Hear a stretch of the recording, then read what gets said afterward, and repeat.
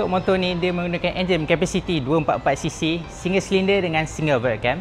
Dia punya power output dia menghasilkan 25.5 horsepower dengan 23 Nm of torque. Top speed dia boleh cecah dalam 120 lebih something. Macam biasalah motor skuter. Kalau untuk bab design motor ni kan, dia punya design tak jauh beza dengan motor skuter-skuter lain. Sebab standard lah dia punya design ni. Telescopic fog, lampu full LED. Yang paling special dia ada dashcam.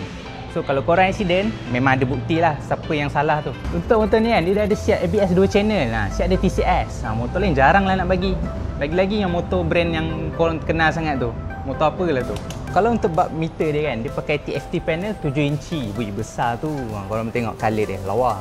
Siap diiktirafkan The Malaysian Book of Record. Tengok dia nak tayang stiker ni. Gempak pula gempak. Untuk full tank dia kapasiti 12 liter. Memang korang boleh buat KL dengan Melaka tu kan. Macam sebelah-sebelah rumah. Cukup besar lah kalau korang nak bawa jauh tu. Kalau untuk bab seat compartment dia kan, alamak kesian je tengok. Kecil sangat. Ni kalau letak beras kampit pun tak tahu lepas ke tak. Korang rasa macam mana? So kalau korang berminat dengan motor Aveta Nova ni kan, korang boleh like, comment, share dengan subscribe kita orang untuk video seterusnya. Ciao.